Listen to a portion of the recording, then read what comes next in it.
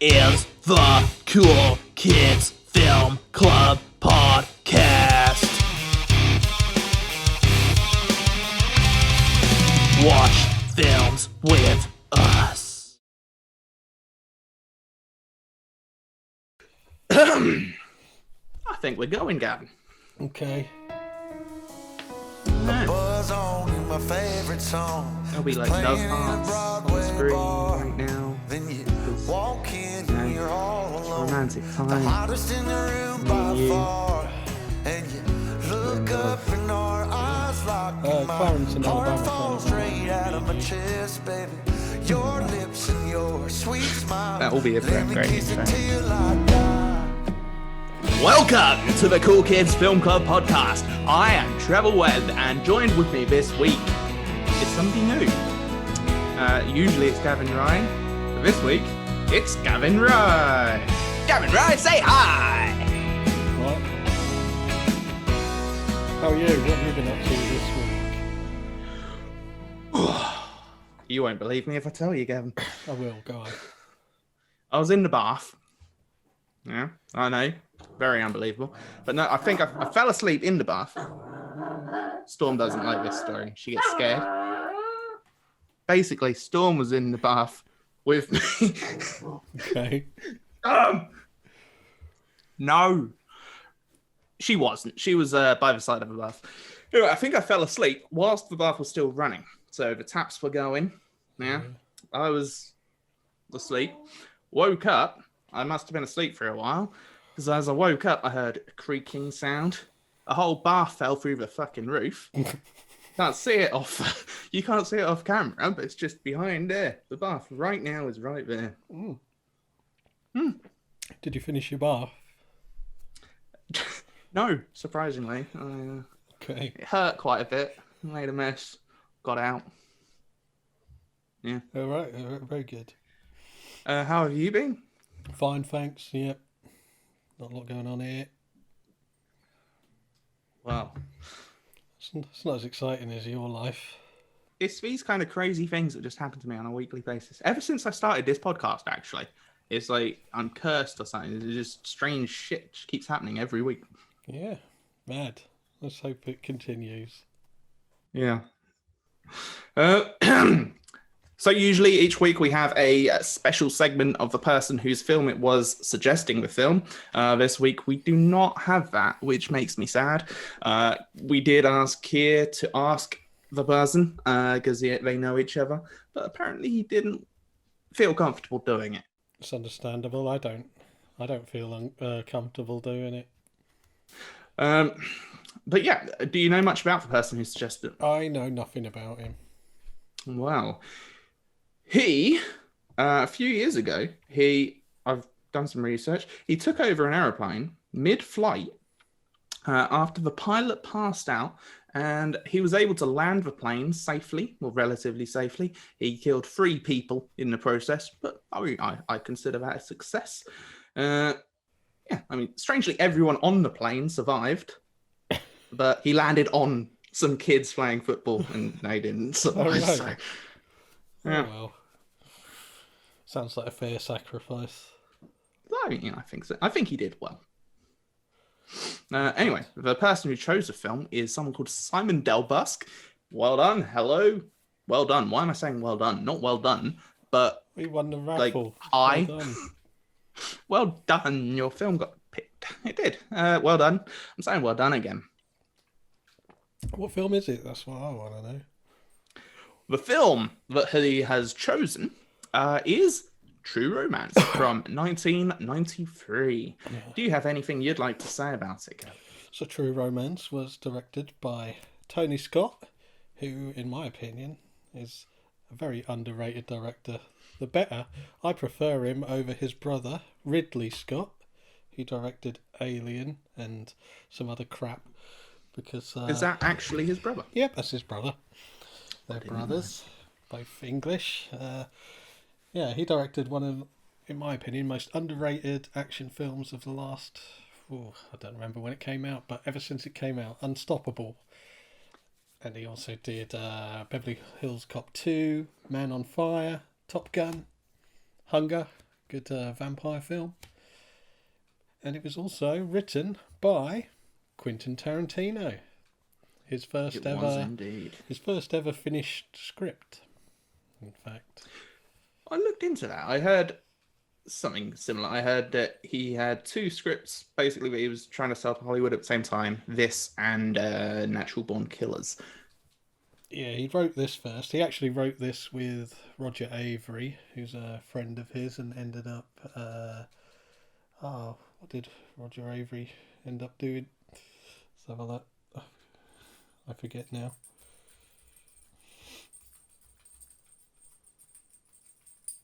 A bit to cut out here. No, we'll keep it in.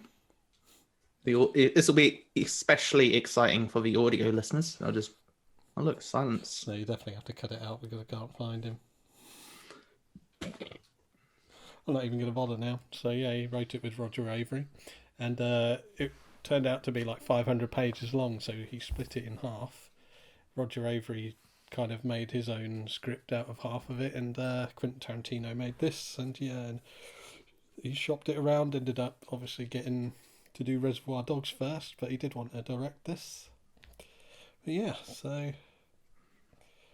written by Quentin Tarantino, and you can definitely tell. Especially in some scenes, yes, it's very apparent. What I found out was that with Natural Born Killers, so much of the script and story was changed that Quentin Tarantino's somewhat distanced himself from it. Whereas with this film, he was quite happy with the way it turned out, and he talks about it quite fondly in interviews. Yep, he does. He's a few changes here and there, something I'll get to later, but by and large, it's quite similar to his script, apparently. I don't know about you, but I watched this alone on Valentine's Day. Something about watching a film called True Romance, sitting on a sofa in the dark on your own on Valentine's Day, felt a little bit depressing, but... I watched it with my wife, but she fell asleep. Well, at least you've got someone. Yeah. It was fine. I quite enjoyed it though. I have seen it before, but it has been so long ago that it may as well have been a first watch for me because I remembered nothing about it. I thought I'd seen it before. By title alone, I thought, oh yeah, I've seen that. But no, I hadn't. I'm pretty sure. I don't think I have seen it. I have now, but I don't think I had seen it. So it's something to bring up as well. The other week when we did David Copperfield, I remember you saying, I don't think I've ever seen a film with so many cast members who I've recognised. And I believe this may, definitely for me, overtake that because it is filled with recognisable faces and names. It is, but I feel you misunderstood my point about David Copperfield. What I said about that was that it had so many faces that I recognised but didn't know where they're from. Like, I don't remember where you see someone and you go, I know you, but I'm going to have to look it up. This had a lot of very, very well-known faces. Yeah, so we've got, Christian Slater, Patricia Arquette, Gary Oldman, Dennis Hopper, Christopher Walken, Brad Pitt, Tom Sizemore, Samuel L. Jackson, James Gandolfini, Val Kilmer, Chris Penn, and on and on. Quite a few. And they all have, most of them have very small roles as well, which I come on to in my notes later, which I'll... But what did you think of it? I mean, being around Valentine's Day, what did you think of it in terms of being a romantic love story? Well, it is, isn't it? It's an unconventional one, I suppose, but they seem to love each other. It moves very fast, obviously, but yeah, it's a true romance. I'm behind it. It is, and I agree. Most romantic movies use the love or relationship as a central story arc somewhat, and this often feels a bit forced. They follow the very samey structure of where they meet, they fall in love, something happens, and they fall out, and then of course they get back together at the end. Yay! This was refreshing. It's refreshing to see a film centered on love that uses it more intelligently and less conventionally. Whether you approve or disapprove of the relationship, Clarence and Alabama do appear to be truly in love. They die for each other. They never fall out or even contemplate breaking up. They're a team from the very beginning, right to the end. They almost fall out. He thinks that they're falling out, don't they, when he has the argument about having gone to kill the drug dealer, but then it turns out she's actually really into the fact he killed her. Yeah, so they don't fall out, do they? No. She loves it. But yeah, I mean, they're being honest with each other. It seemed... I liked it. I liked them as a couple. So where do we start? In a bar. Well, I've got a note here, Gavin. Have you? But before we start, spoilers! There will be spoilers in this movie review, discussion, whatever you'd like to call it. We will be discussing all kinds of things, including the end. So if you have not seen the movie, go watch the movie and then come back. There you go. Very good. Well done. Is that the first time you've remembered that? I think so, yeah. What were you saying? So, yeah, we open in a bar with Clarence talking about Elvis to a lady. Did you notice anything about the lady? No, I can't remember her now. Well, I knew she looked familiar. I did have to look this one up. She was the lady who played Darla in the best film ever, The Crow. Oh. She's the drugged up mother of Sarah. Yeah. And it was shot like a year before The Crow, so that's why they look so similar. She looks almost identical. So talking about Elvis in the bar. They are. And he decides that if he had to have sex with a man, he would have sex If he had to. If he had to. He'd have sex with Elvis. Would you have sex with Elvis? If I had to. If my life depended on it. Only if he's alive as well. Which is a point that Darla brings up. Yeah. No, the exact quote is, I'm not a fag or nothing, but I always said, if I had to fuck a guy, if I had to, I'd fuck Elvis. It's a great line. And if you're trying to chat up a girl at a bar, that's going to work, right? 9 times out of 10. I don't know. I've not used it. I'll try next time. Yeah. Yeah. Okay. Yeah. So, I mean, to basically steal your question, but to rephrase it, if you had to fuck a guy, Gavin, if you had to, who would you fuck? Probably Preston from Jackass. Preston from Jackass? Yeah. I don't even remember what he looks like, but I'll have to have a picture of him come up right now. He's the big fat one. I imagine, it'd be easier, it'd be less tight. Big man. Big man, big ass. Is that your, like, the whole? Is that your logic? That's the science I'm going for. Not sure that's how it works. All right, then. You, then. Me. Oh, thank you, Gavin. Yeah. He asks her out on a date to go see Sonny Chiba Street Fighter triple bill. Triple feature, yes, of all 3 films. Street Fighter, Return of the Street Fighter, and Sister Street Fighter.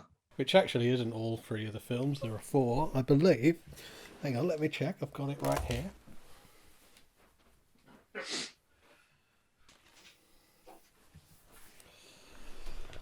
There are actually 2 Sister Street Fighter films as well, so you'd be missing out on the second Sister Street Fighter film. Oh no. Yeah. Actually, there is 4 Sister Street Fighter films. So 6 films in total. You could, maybe that's the thing. Maybe they were having the first 3 that night, the next 3 the next night. Maybe. I've only seen the first one. I've only seen Street Fighter. So he asks her on this date. She says no. Don't know why. So he ends up going alone. In the screening, he meets Alabama Whitman, who I thought at first was the girl from the bar. I did, don't know. actually. Like he's invited somebody to the film, and then you see a girl coming and buying tickets, and it's in that long shot, so you don't really see the face. I just assumed it was her. I did, especially, and I was a bit confused when he looks over, sees her, and then doesn't take any notice. I was like, oh, that's confusing. I thought he was trying to play it cool or something, but badly. And then, yeah, she spills her popcorn on him, and ends up sitting next to him, asking him what she's missed. Yep. What did you think of this scene at the moment? Oh, I enjoyed it. I like kung fu films, so it's good to see some Sonny Chiba on screen, and yeah, I mean, I didn't catch, certainly didn't get the whole she's a cool girl and is paid to be there, which comes up later.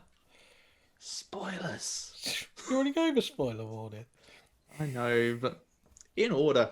Give spoilers in order. Yeah, I know, but I'm just saying that, I didn't see anything untoward in this scene. They seemed like... So, sorry, to you, this seemed like a totally legitimate way to meet somebody? Sure, why not? I mean, the popcorn spill is a bit dodgy. I don't know. I wasn't buying it. At the time, I thought it was very... I put, this feels very fake and scripted. But we, of course, later find out the reasons for that, don't we? Yes. Which you've already ruined it. So, after the 3 films, they pretty much have the perfect date. The 3 movies, and then they go to a cafe for pie. Yep. Then they go back to the comic shop where he works, Clarence works. Share a love of comics and things, and then they have a night of horizontal dancing. Ugh. It's the best type of dancing. What did you think of that sex scene? I thought there was some very cheesy music over it, which felt a bit out of place with everything else in the film. I don't remember the music, if I'm honest. But the music throughout, I've got a few notes about, which I'll go into later. So after the night of horizontal dancing, he wakes up. She's not there, but the window is open. He goes out of the window and onto what may be the world's coolest balcony. I loved that. I'd love to live there. You go out of a window and you're on that big billboard thing. Oh, yeah. It's awesome. And Alabama is out there. She's in tears, which leads to her disclaiming that she is a cool girl. Nobody saw that coming. She basically tells him that she was a cool girl. She was paid to be with him last night by his boss because it was his birthday, which wasn't apparent until she actually said that. Suddenly, the unrealistic meeting seems much more plausible. That's what I like how he's kind of cool with it. He's like, well, I had a good night, so that's fine. And then I liked that. Like it's the emphasis on honesty and acceptance and things, and this is what you want in a relationship. She tells him the truth. She just tells him how it is, and he's accepting of it. It's good. I liked that. She gets mad that he's not mad about it. Yeah. I mean, just confused, I think, more than anything. More like...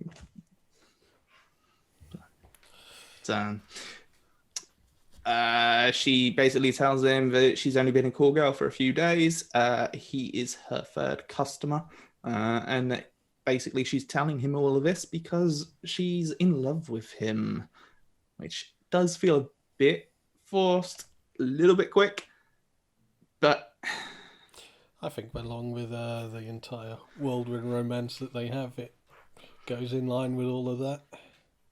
I think, yeah. I mean, at first I felt it was forced, but then, I mean, I'm sure everybody has met somebody at some point in their life where you just instantly click and you have that connection. I mean, whether or not it's love or not is questionable, but... Like when we met on MySpace. Exactly. MySpace back in the day. Me and Gavin met online. Yeah. Online romance.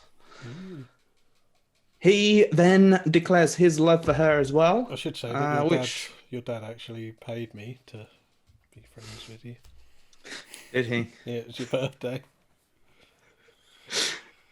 I've kept You're it. choosing now to tell me. Well, he's like, still paying 15 me. years He's later. still paying me, to be honest. Really? Yeah. Shit. Fuck. All right.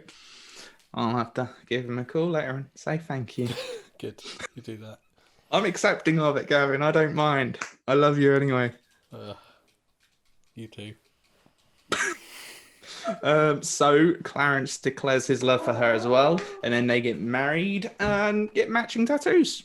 Skipping a few scenes ahead, but all within like 24 hours. I had to rewind that bit. I was like, did they get married? Is that what happened? And yep, they certainly do. Married, tattoos, the whole shebang. So this is, I think, where we hear the first, like, the scores by Hans Zimmer, who's done tons of stuff. And it's just a little kind of xylophone track that plays. I think it's over the bit where they come out the wedding, but it comes up quite a lot in the film. It's used in various. I fucking hated that song. Oh, I loved it. It's brilliant. I liked it the first time I heard it. The 47th time I heard it, I didn't like it so much. I didn't mind it at all. I liked hearing it pop up. It's good. Didn't like it. Yeah, I like it a lot. It's good. I think that's possibly one of the worst parts about the film was that song. It actually annoyed me. Bizarre. Hans Zimmer, one of the most renowned, greatest composers. I mean, yeah, the song in itself is fine, but it was overused. Disagree. So meanwhile, whilst this is all going on, we get a scene in a motel where Alabama's pimp, or no pimp, this is pimp, it's her pimp at this moment in time, who's played excellently by Gary Oldman, is involved in a drug deal. We see Samuel L. Jackson, with some great dialogue about eating pussy and eating ass. Yep. Sam Jackson eats the butt. All good men do. Did you say that the pimp was played by Gary Oldman? Yeah. Oh, I thought it was played by Ted Long. It did look like him. Strangely, yeah. White guy with dreadlocks. It was very similar in character. Yeah, I thought it was Ted Long. Sorry. Gary Oldman. Actually, Gary Oldman says there's a couple of facts about this role with Gary Oldman. One, he took it without even reading the script. He was literally just told he was a white guy that wants to be black with dread and a psychotic pimp, and he said, I'll do it. And two, it's along with another role which I forgot. It's one of his two favourite roles of all time ever, and he's always said that he would like to do a prequel film all about Drexler. The character was great. I was disappointed when he died. This is the first scene, really, where you get introduced to quite a few characters who don't really last very long in the film. This has got to be Sam Jackson's smallest role ever. Definitely since he's been known. I don't know about some of his really early roles, but I mean, he's in a minute, maybe a bit more. About that. I mean, it's a good minute, to be fair. Yeah, good minute, but yeah, he doesn't last long at all before he's blown away. To the point where I had to check. I was like, did Sam Jackson get blown away? Did he get away? But no, he is killed by Drexel. Indeed. I was a bit disappointed at the time. It's part so small. When you see Samuel L. Jackson's in a film, that kind of draws me to a lot of films. When I saw who was in this, I was not excited, but happy to see that he was in it. Then when he dies so soon. This scene definitely does teach you not to really get attached to anyone. There's quite a lot of characters who don't last long. No. There are so many small roles that would usually be given to much less known actors, and they would just fade away into obscurity.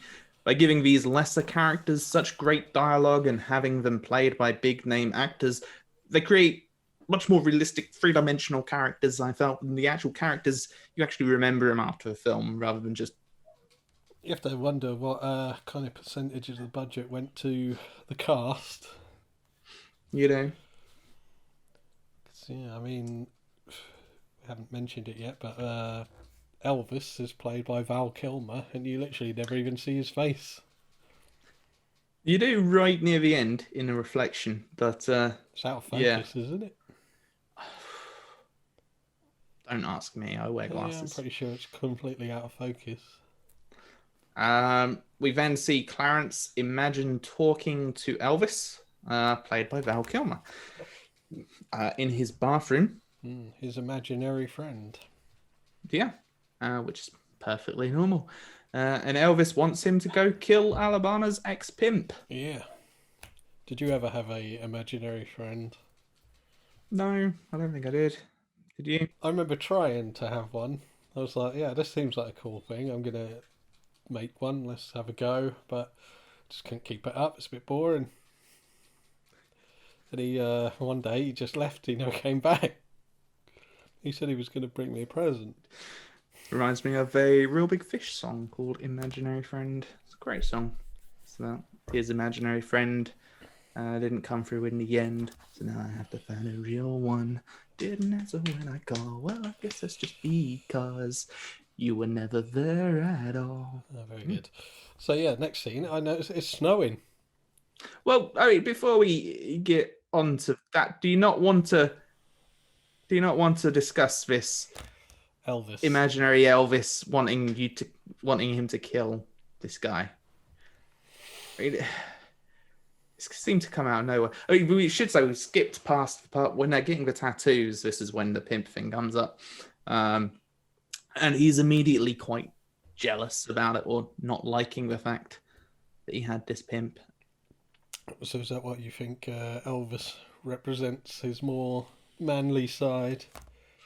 Not his more manly side, but certainly his more probably insecure side, or paranoid side, or that side of you that says, oh, I have to act macho, or I have to go kill this person and show that I'm a man.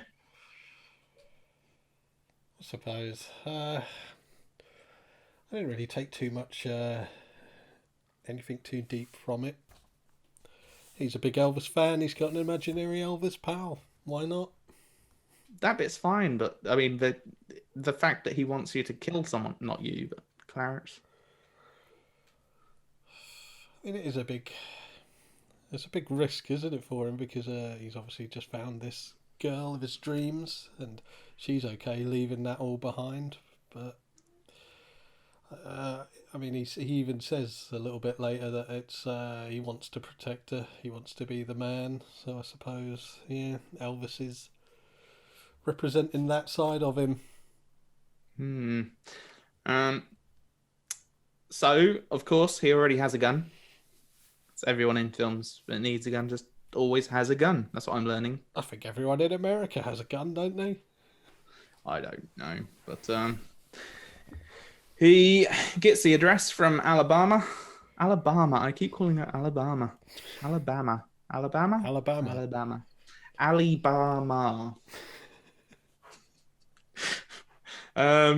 Gets the address, and then obviously goes to the house, and I quite liked this scene. Oh, it's good, yeah.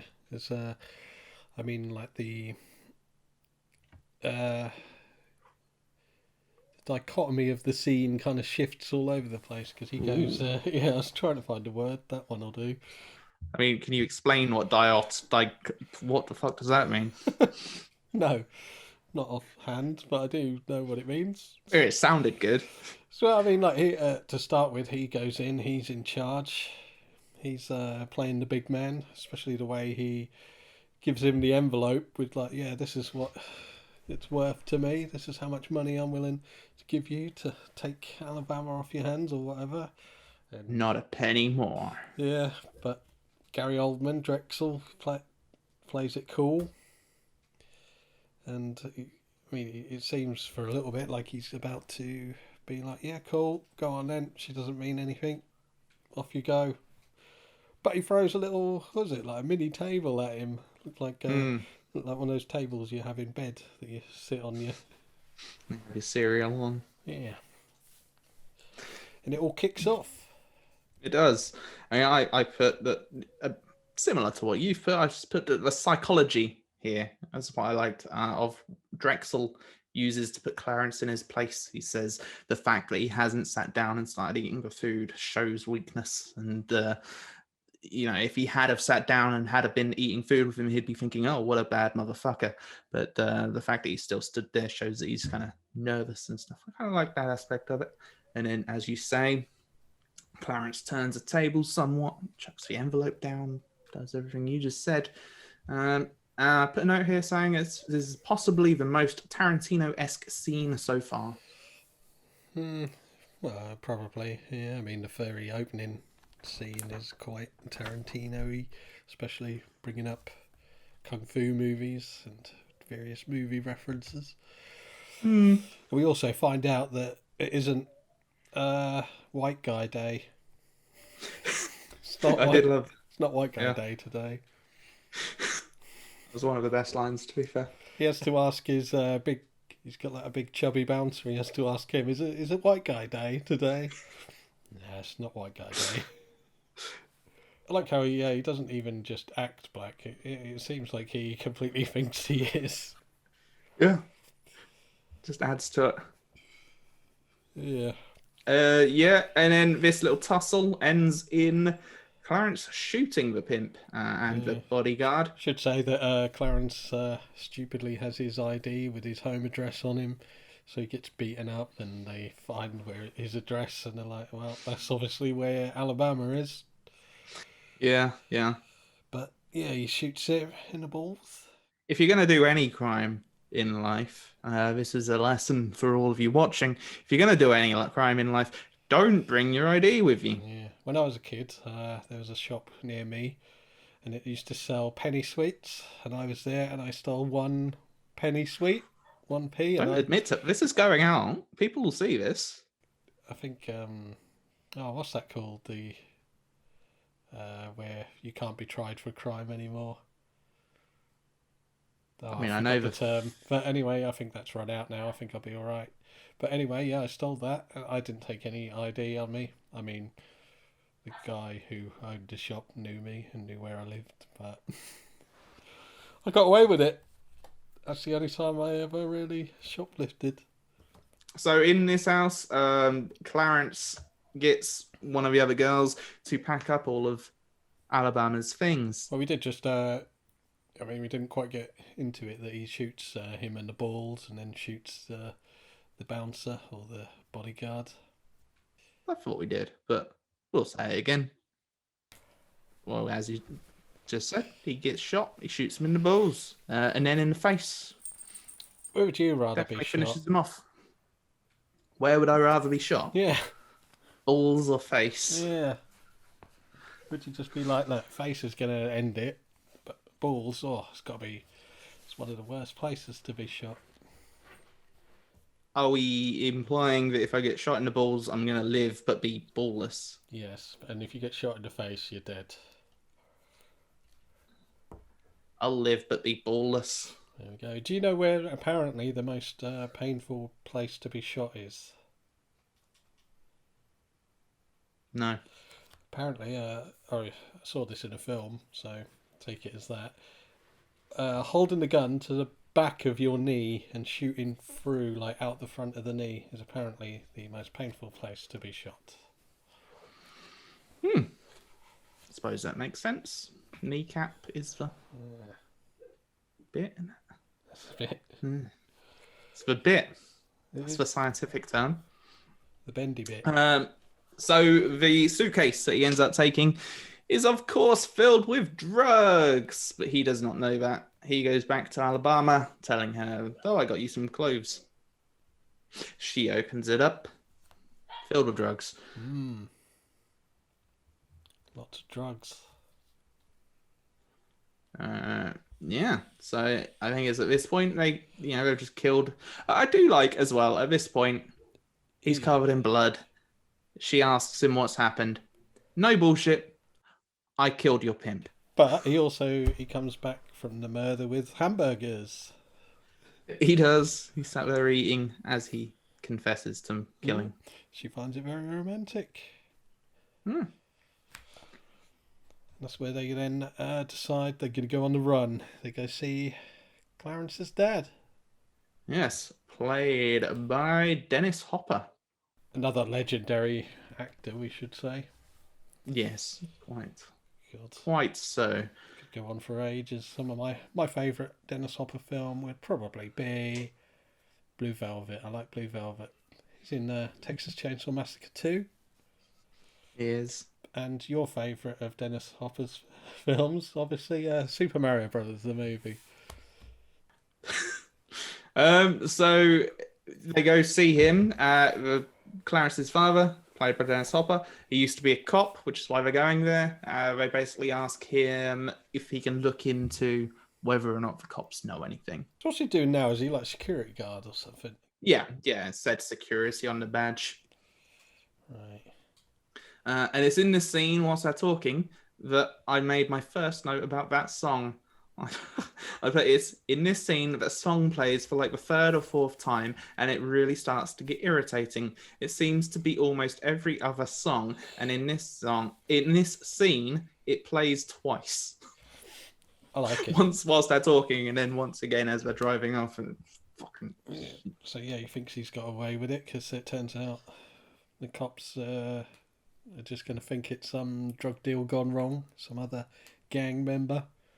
And off he goes. His dad sees him off on his way, offers him money, but he doesn't take any.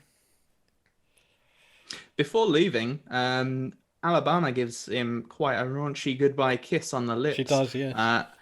And in the next scene, her and Clarence fuck in a phone box. Do you think that Clarence was turned on by his wife kissing his dad? Or maybe she was. He initiates it. She's on the phone. He like pushes her up on the phone whilst he's talking to his friend Dick. His friend Dick, yeah. But, I think he was quite aroused by the father kissing. Why not? Would you live in it? His dad, should say, lives in a trailer right next to a train track. I thought it was quite cool. Would you live there? I'd live there. Not ideally. I mean, noisy. Yeah, it's fine. I used to live right near a train track. He's got a dog. Living there, that dog would die. I don't think so. I mean, it's a straight line. Dogs can see. Yeah, but they chase big metal things. Well, then what's it going to do? Chase it? Then what? I don't know, but loads of dogs get ran over all the time. Yeah, not enough. Not enough. After the scene, they depart, and then we get another one of my favourite scenes, where Christopher Walken turns up. I'd say this is the best scene in the film. Christopher Walken and Dennis Hopper, two legendary actors, proper playing off each other here. Mm-hmm. And we said earlier about how Natural Born Killers was changed quite a lot. Apparently, this scene was almost identical to how it was written in the original screenplay. Yeah, and Tarantino mentions that it was almost word for word a conversation, or Dennis Hopper's half about Sicilians was a conversation he heard his stepdad, I think he said, have, or somebody have. No, it was his mum's friend's son called Big D. Big D. Big D. Back when Quentin Tarantino was a kid, like 10, 11, he was talking to this guy who told him all this stuff. Yeah, and one of the mobsters, one of Christopher Walken's guys is James Gandolfini, who this is pre-Sopranos, so he went on to be Tony Soprano, and here he is playing a mobster. Yeah, indeed. Was he in this scene? Yeah, he's in the background. He doesn't say, I don't think he says anything here, but he's there. I didn't notice him in this scene, but then obviously he is in quite a... So do you think here that Clarence's dad knows he's going to die, so just goes with it? Oh, yeah. Yeah. 100%. He asks for a cigarette. That's his final fuck you. He assumes probably, A, he's not giving up his son either way, but B, even if he did, he would probably be killed afterwards anyway. He used to be a cop. He knows the name. I haven't made a note of the name, but he knows the mob family. So he knows he's gonna die anyway, probably. So he's just, give me a cigarette, big fuck you. As he's insulting the Sicilians, there's like some really nice orchestral music playing over the top of it, which really heightens it as well. I'd programmed myself by this point not to listen to the music.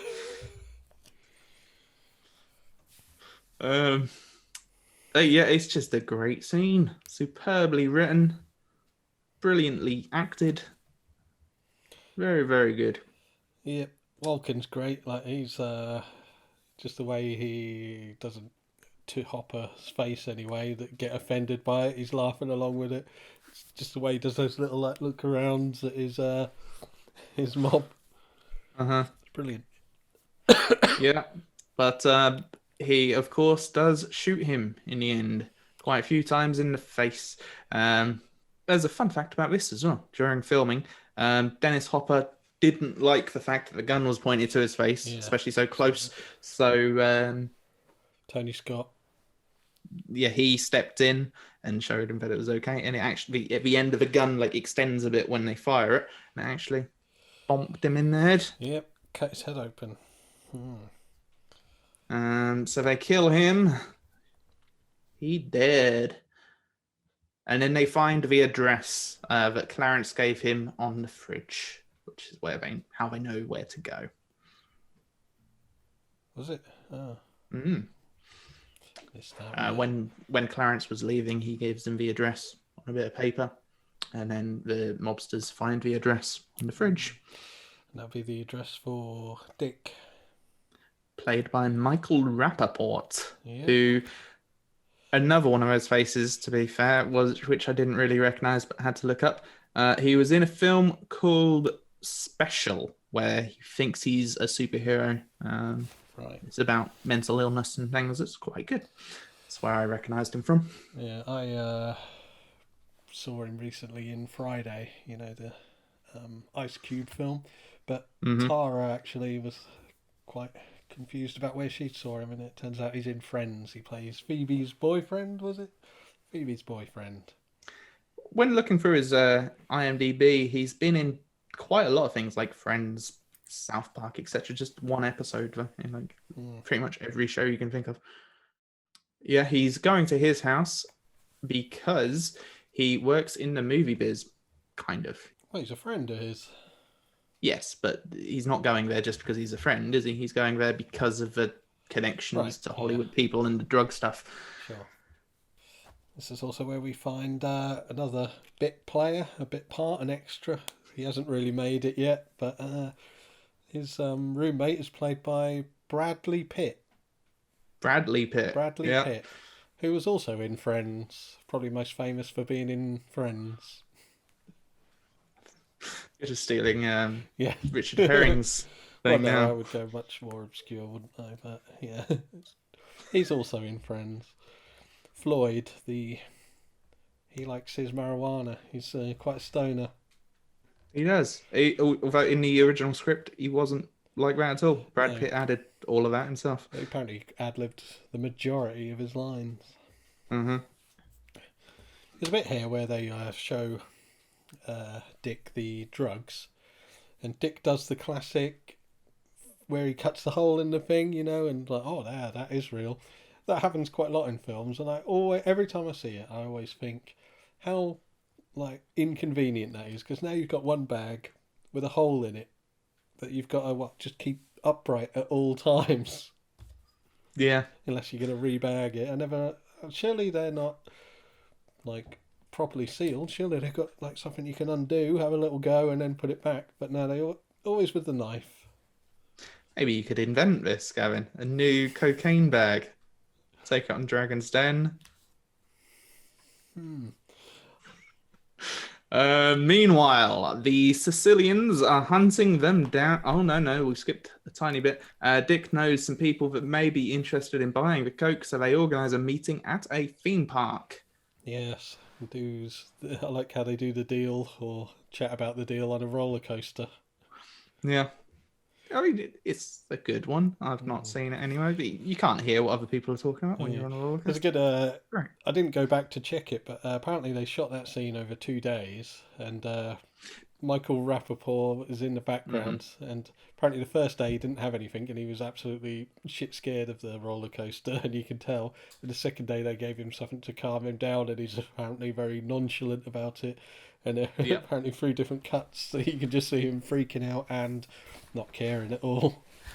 Yeah, I mean, he's basically dazed in some shots. But yeah, the second day wasn't originally planned either. It was all reshoots. All right. I like how the guy calls Coke cola. I've never heard that before. It's such an obvious thing, but yeah, I've never heard it.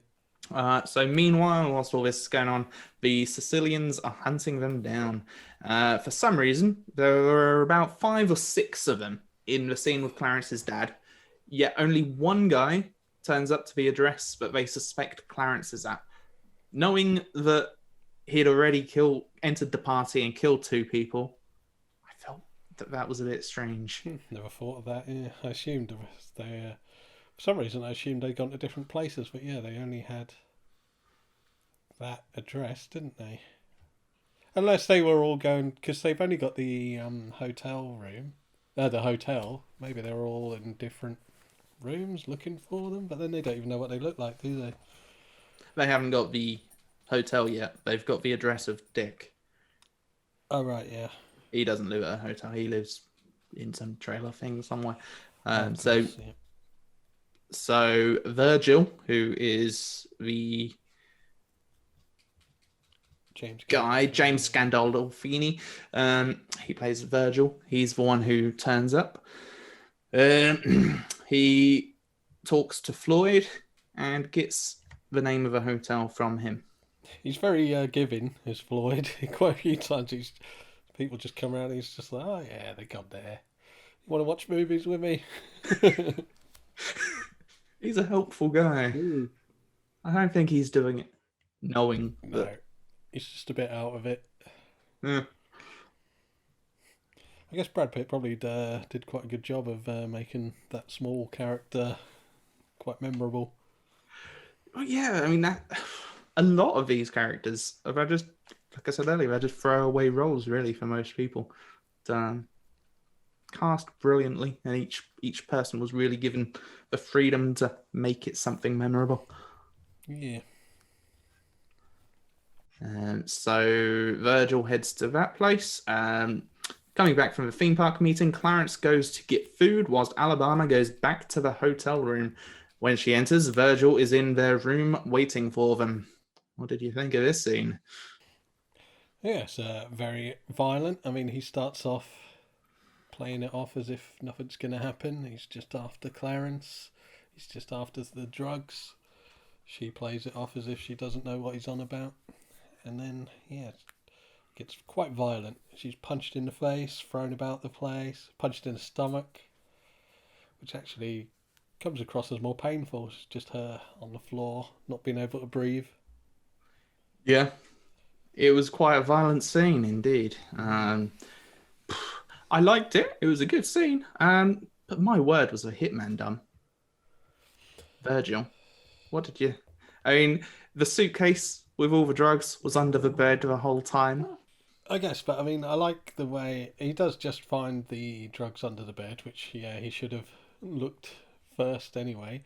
But if he'd have just found them and been like, oh, right, there they are, and off he went or whatever, I'd be like, oh, that's a bit dumb. But just the way he's like, oh, God, I'm so dumb, it kind of makes it work.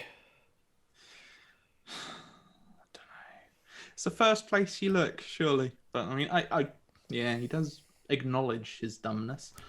But then it's not just that. He also gives her multiple free hits and multiple opportunities to fight back. He's a mobster, isn't he? I think they're playing up the what is she gonna do? According to him, yeah, it's stupid, but like he has a whole conversation about, oh, the first person you kill is tough. I don't care who you are. After that, after the third or whatever becomes a whole whatever thing. So he's probably just here's another person I'm killing.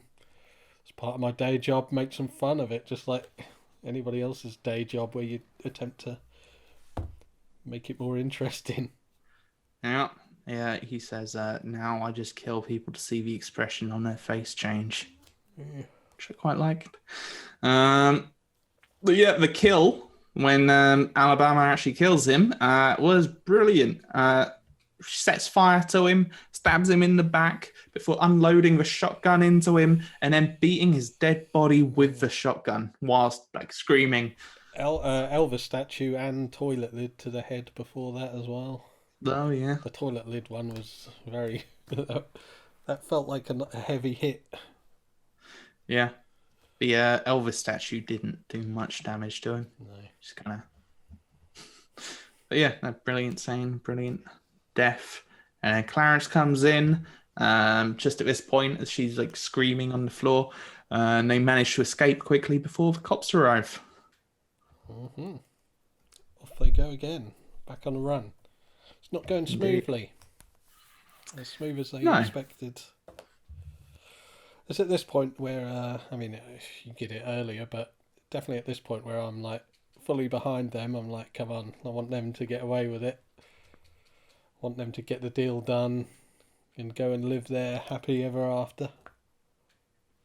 I think it came before this for me. I was quite on board with it from an early point. Ever since that first date. The first date was so magical, Gavin. It was, but I mean, it's this point where, even though it obviously wouldn't make for a good film, but you do just kind of want them to just get away with it now and nothing else to go wrong, which is the sign of some good writing. Meanwhile, Elliot, which is the friend of Dick's that they had a meeting with, he's an actor. the theme park. Sorry? He's an actor.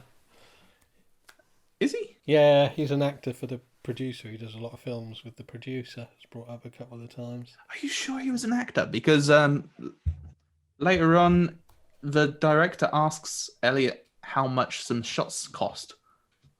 The shots with a helicopter, he goes, how much did this cost me? And he gives him the exact figure. I assumed he was involved in something more than just acting. Maybe he was an actor-producer, but he's definitely an actor for him. Because he says that when he's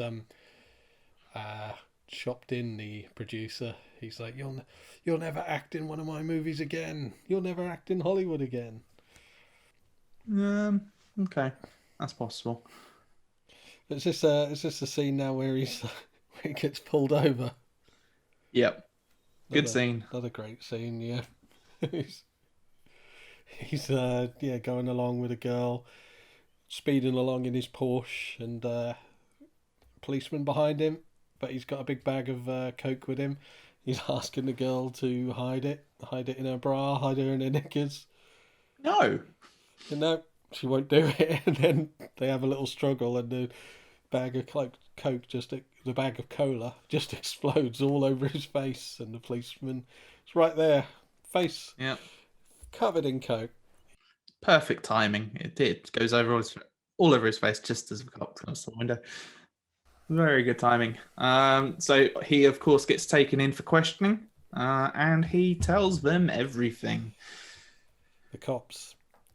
Yes. Did you notice one of these cops looks just like, to the point where I had to look it up, even though I think knew, I know who you're going to say. Even though I knew he couldn't be, because he wouldn't. I think he'd probably been about 4 or 5. I don't know. Just like Jonah Hill. Yes. Yep. Yeah, I do think that. I'll have to have both faces up on the screen at the moment. But I forget the actor. Yep, I did think the same. I don't remember the name of the character, so I can't look it up now. But yeah, it's crazy. Even sounds like him, acts like him.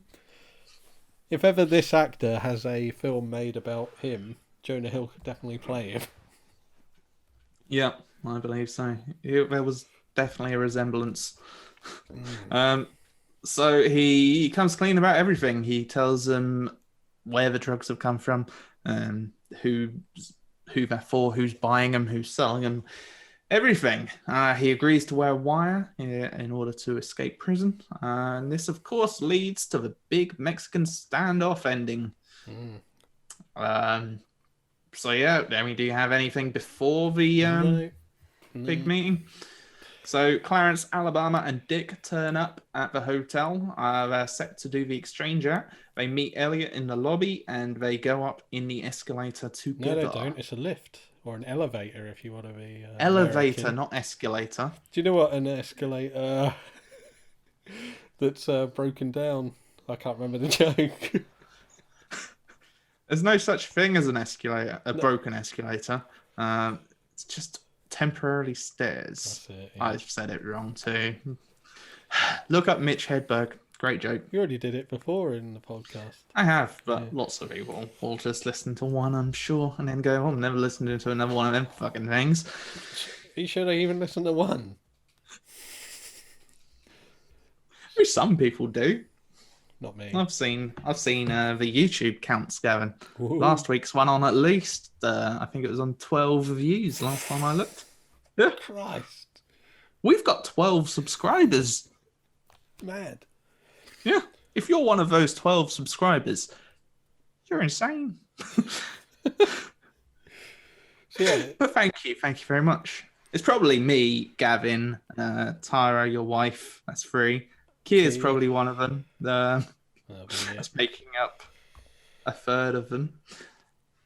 So yeah, in the lift, get back to the film, Clarence pulls the gun out on Elliot. He does, which again felt a bit peculiar. Seemed to come out of nowhere. Yeah, could have done with another Elvis scene before that, maybe. Yeah. Might have been. I intended to look through. There's a whole host of deleted scenes in the on the Blu-ray, including another really big star, and I can't remember who it was now. I feel like it might have been. No, it wasn't. I'm not going to say that. I'll embarrass myself. But there's another big star in one of the deleted scenes. But yeah, I feel like another Elvis scene here with Elvis maybe telling him, "Look, man, you got to be careful. You got to make sure people are legit." But yeah, maybe without that, it does come across as a little over the top, maybe slightly out of character for him. I mean, if you take it as Clarence clearly has some kind of psychosis issues. I mean, he's talking to Elvis. Elvis is telling him to kill people. He's literally hearing voices in his head telling him to kill people. If you take it on that level, it's fairly believable that he'd go after this guy. But yeah, it's not explained very well. It does feel a bit out of the blue.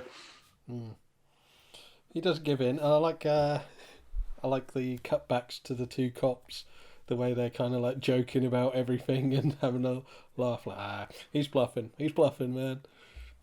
It's good. So then they get up to the room, they go in, exchange pleasantries, etc. And then as soon as Lee agrees to purchase the cola, Clarence goes to the toilet, and then the cops bust in. Should say Clarence and Lee get on quite well. They're both big movie fans. And Clarence is a big fan of his movie. I forget what it's called now, but it's a Vietnam movie. Something came home in a body bag. Oh, yeah. Something like that. Coming home in a body bag. And he says it's the best. Does he say it's the best since Apocalypse Now? Yeah, best since. It does. And then the cops bust in. They have a bit of a back and forth, neither side willing to back down. And then, of course, the mob enter, strangely from the other side of a room, which I found strange. Oh, those American, especially, you'd presume he'd have a penthouse suite. They do quite often have various entrances. Or is it now where Elliot has a brilliant bit where he's just like, look, I'm not involved anymore. Can I just go home now? Pretty much, yeah. He calls him by his name, and obviously this by his name. Lets slip to Lee that he was the one who dobbed him in. Yep. Lee then chucks the coffee over Elliot, and that instigates the cops to start firing. Yep, and everyone starts shooting. room is filled with bullets and feathers. Yep, very.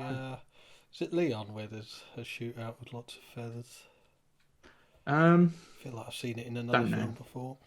It's quite common, I feel, isn't it? Probably in a lot of John Woo films. I know he likes the doves. I'm sure sometimes the feathers come off them.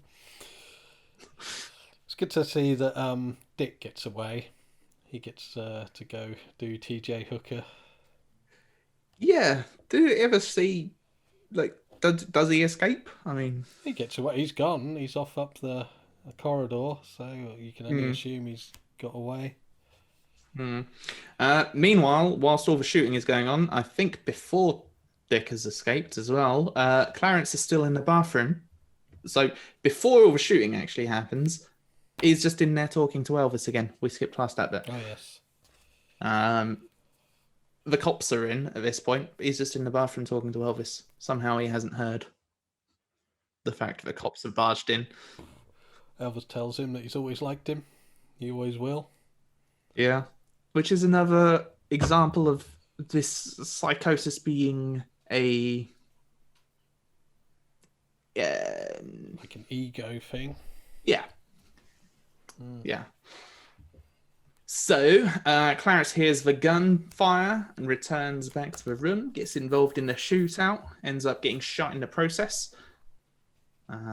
You assume he's dead, I think, at this point, but of course it's a Hollywood movie, so of course he's not dead. Everyone else is, though. Literally everyone else in the room, bar Clarence and Alabama. They all die, everyone. Yeah, well, Dick's got away, obviously. True, he ran. Dick to go hang out with Floyd. Yeah. So the two of them, Clarence and Alabama, grab the Coke. Yep. No, The suitcase full of they Coke. grab the money, don't they? This is the suitcase full of money. Good point. Yeah, they do. You are correct. They grab a suitcase full of money. Get out in the confusion. Yeah, which... I mean, who was that guy, first of all? In the lobby, there's some guy taking a girl hostage, and the cops are all preoccupied with this, and they're all running after this guy, which is how they just managed to walk past. Who was this? I don't know. I can't. I can remember a shot of it, yeah, but no, not too sure. I was very confused. There's just some guy in the lobby holding someone hostage. And that's the explanation, at least, I felt. That's how I felt of how they managed to just walk past everyone. I feel like it'd work just fine with, I mean, there's been so many gunshots that just loads more police are on the way up, and I think you quite easily just slip out in the confusion of that kind of situation. He's covered in blood. There's a lot of people around. I think it's quite feasible he gets out. I do not. But... I guess they had to have them escape for the nice happy ending. So it felt a bit odd to me. And that's pretty much it. That's the film. Is there anything else you want to say before we get to final thoughts and things? No, not really. There's stuff I want to mention, but after Keir's had a little chat.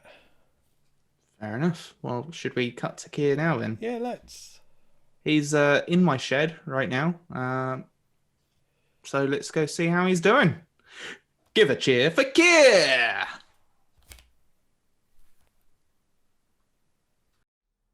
Hello, baby. My shades are so lame. True romance.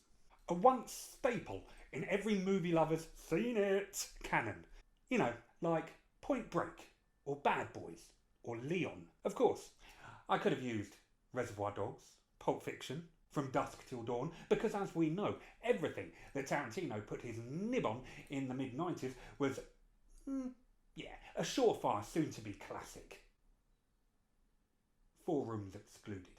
Although not a smash upon its first release, it quickly garnered a cult following. In fact, there is a bit of a paradoxical chicken and egg situation when you try to deconstruct Tarantino's early rise to fame.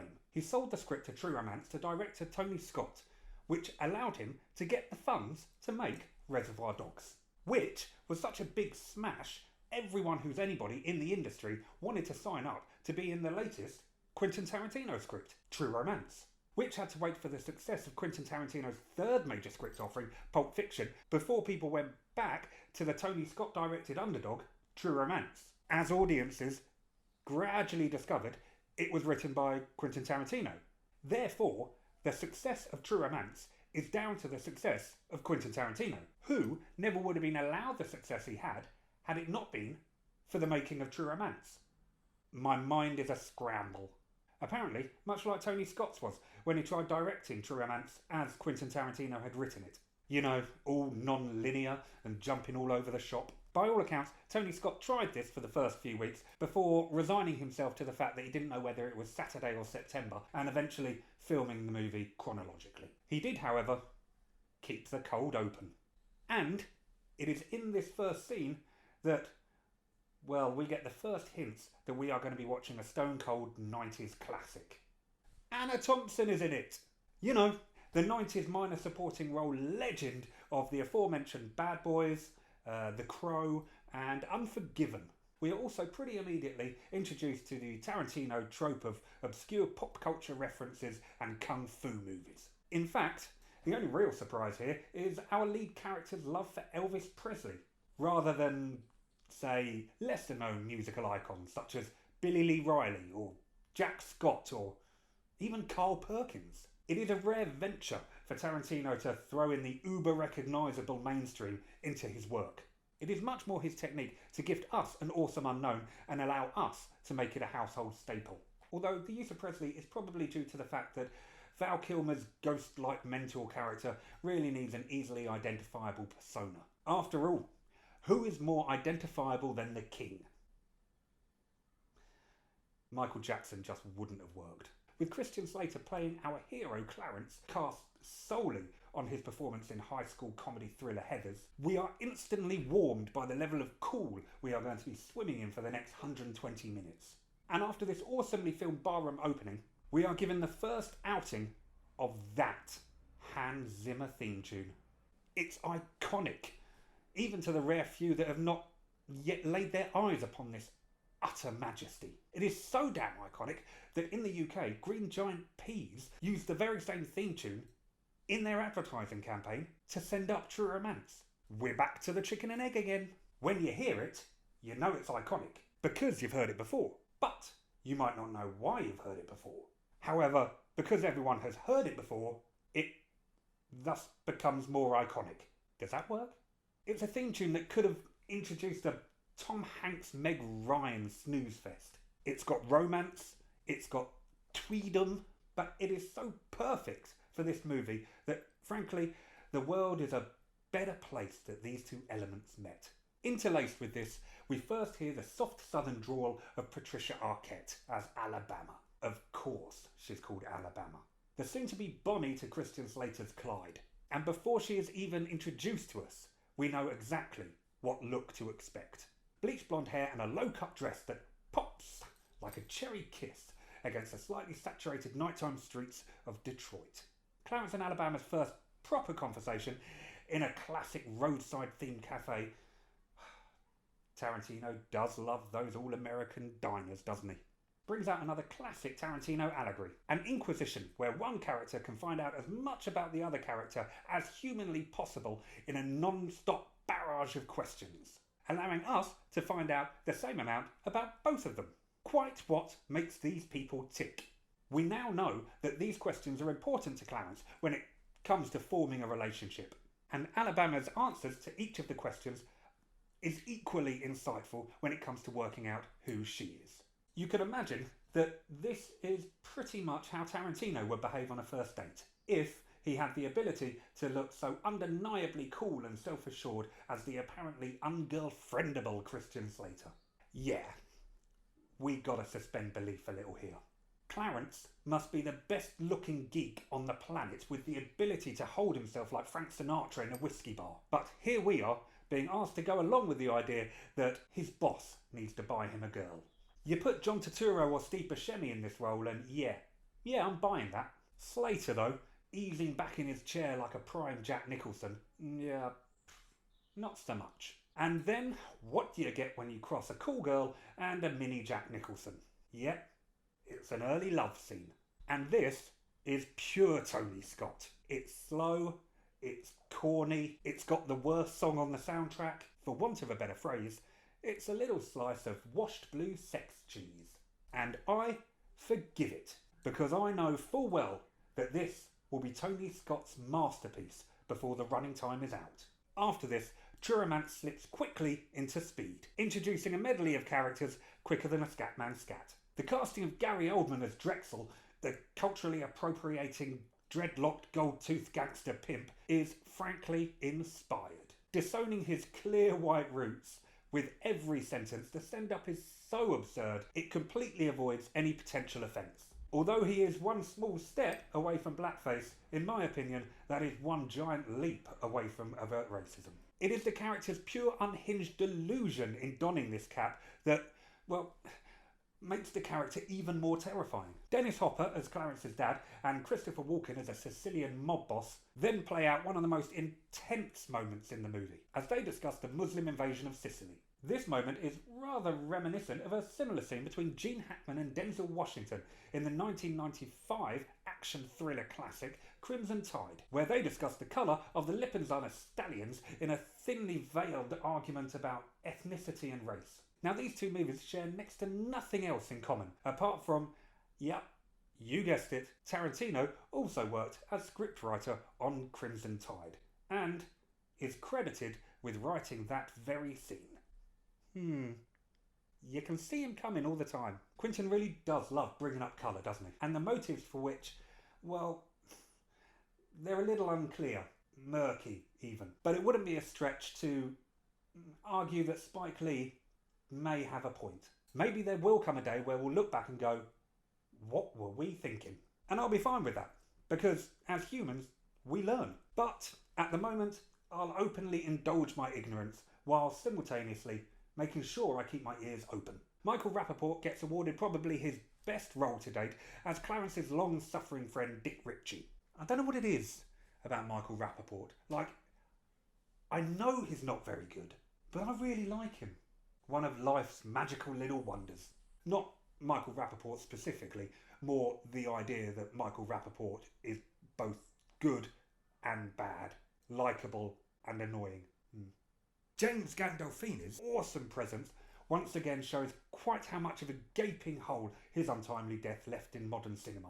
He is a fair few pounds slimmer here than in his more famous latter days, but his stature and power simply looms over the screen, crushing everything in its frame. It really is astounding. Saul Rubinek is neatly hilarious as film producer Lee Donowitz, and Tom Sizemore and Chris Penn deliver smart turns in their roles as bad cop, not unironically looking like the most wired people in the movie. Whoop! Too soon?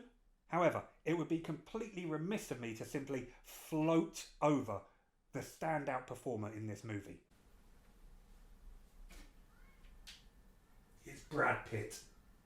Introduced to us stoned and sprawled out on the sofa like a mythical Greek Adonis in a shisha bar. I mean, he simply could have done that and people would have walked away with him emblazoned in their minds. But he was permitted by Tony Scott to ad-lib a fair few lines too. And every single one, and the delivery of every single one, is pure gold. It's simply a surprise that it took so damn long to get another Quentin Tarantino script in his hands. This role being relatively early in Brad Pitt's career, having introduced his body in Thelma and Louise, his angelic acting chops in A River Runs Through It, and then demonstrating his range in California. Here, we got to see his comedic capabilities. And damn, they fine too.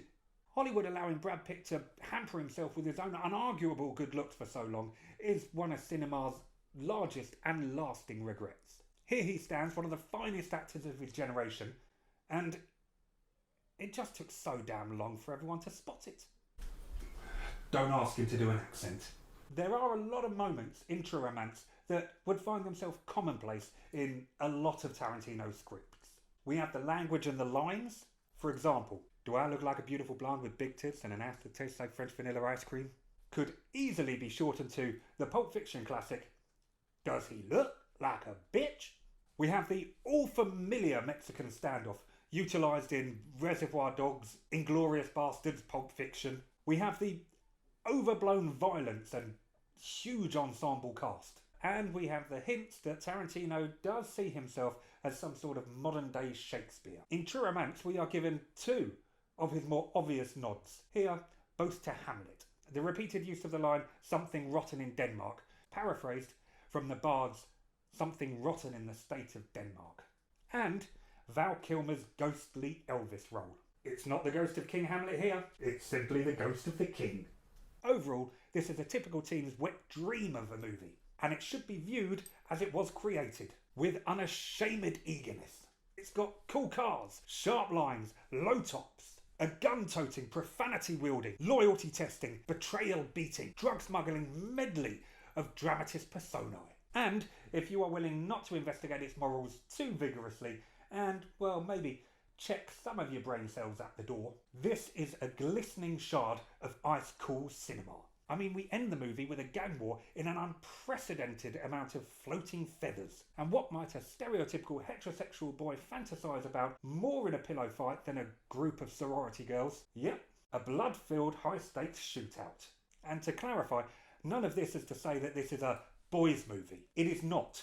It's not a girls' movie either. Like all cinema should be, it's not gender defined. It is simply written and directed by two overgrown kids that just happen to be male. And put simply, that could be considered pretty evident in the film. Now, would this movie have been better or worse in the hands of Quentin Tarantino himself rather than the action-loving Tony Scott? Well, that's difficult to say. However, you could ask, would Pulp Fiction have been as momentous a movie had it been played out in chronological order? That, I would answer, no. I don't think it would have. Therefore, you could argue that, at least as a screenplay, when placed on a level playing field, True Romance is the finer work. But, need we compare?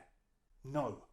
This is a generational movie. It is The Wild One. It is Bullet. It is Drive. It is The Sting. It is easily one of the most enjoyable movies of the 90s. It moves faster than a comic book in the hands of Short Circuit. It has more genuine laugh-out-loud moments than most comedies. It has more romance and tenderness than a Jane Austen novel. It is a sublime piece of movie making. Jesus!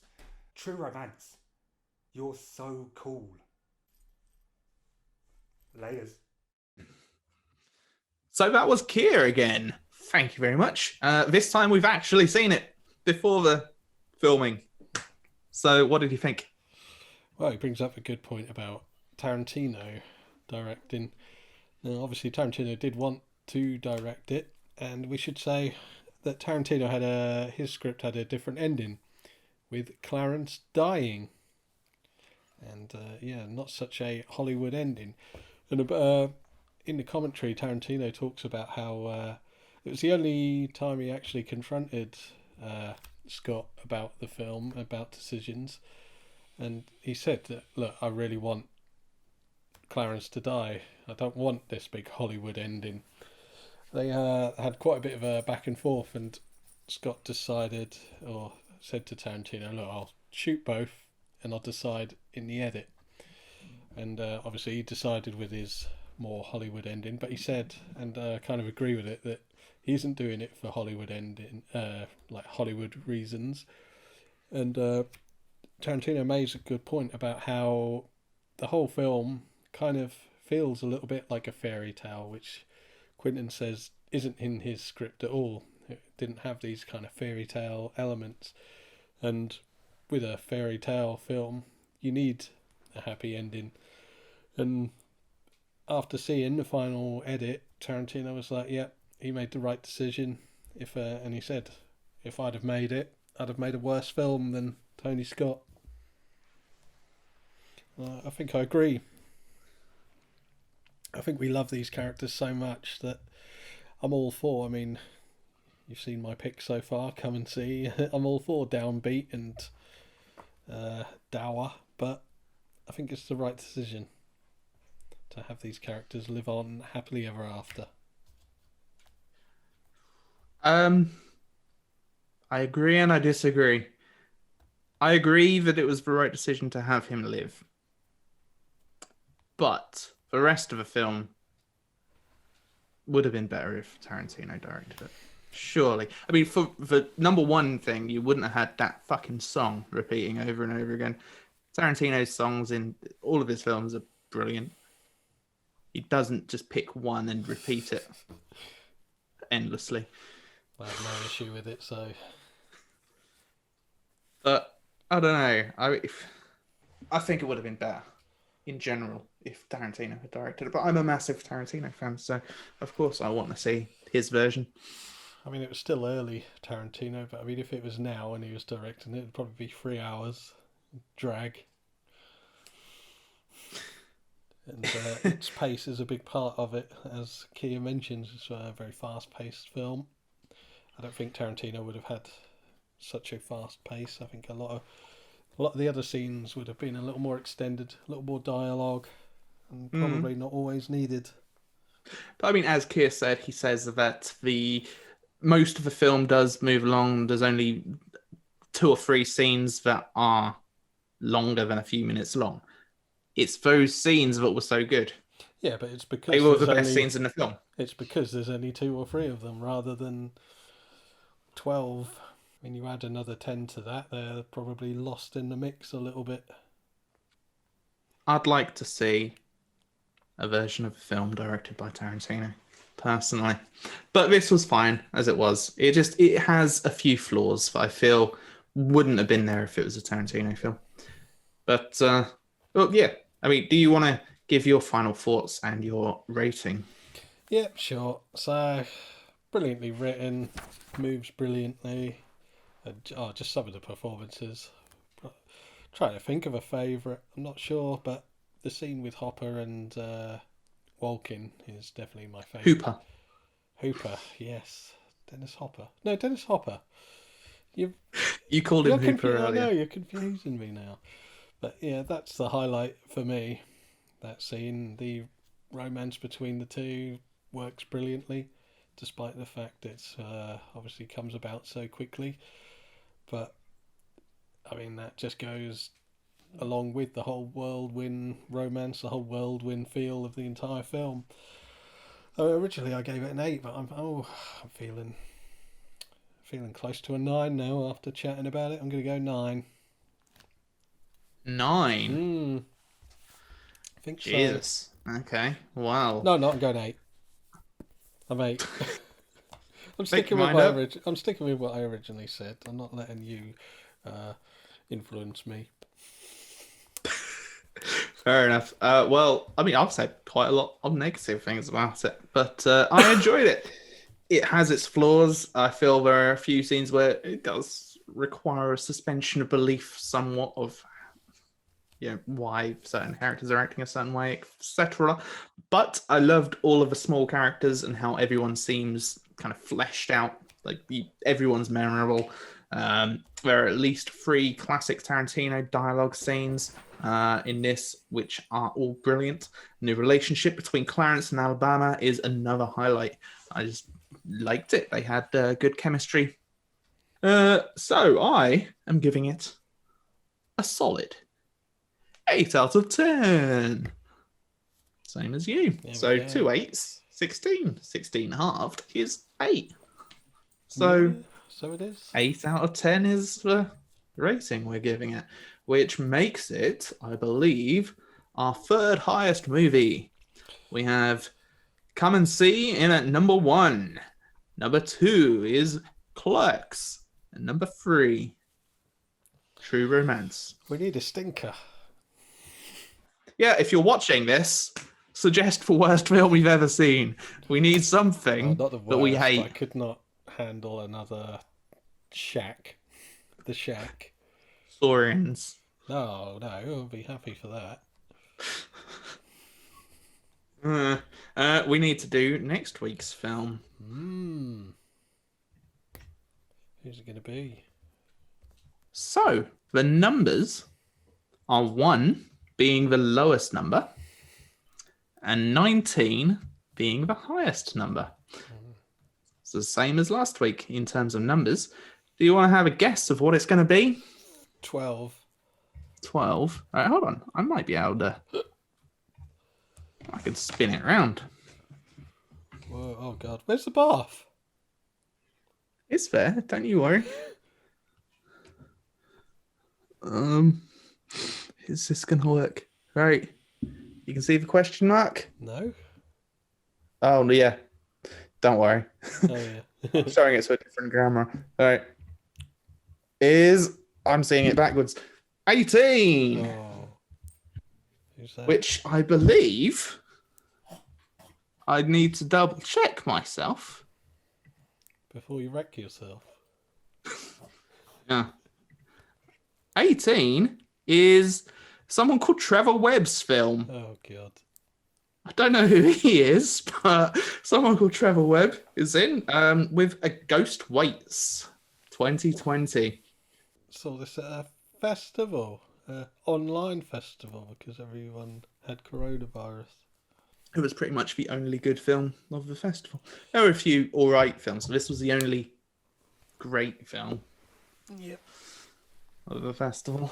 But yes, do not watch the trailer. Do not read a synopsis. Do not look at the poster in too much detail. We went into this knowing nothing about it. And I really feel that that's why I enjoyed it so much. I think if I knew the premise, it's that shock of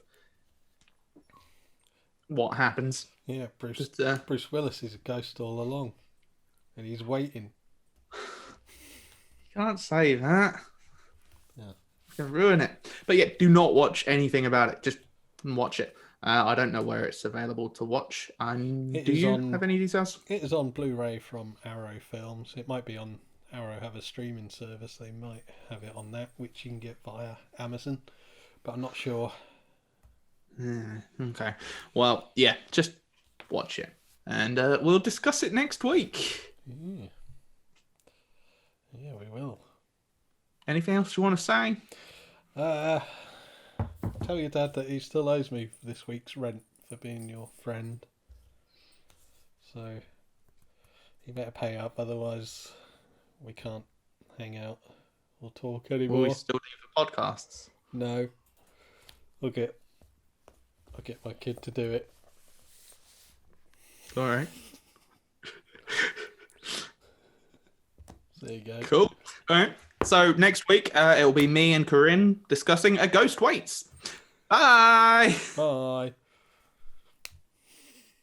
This is the Cool Kids Film Club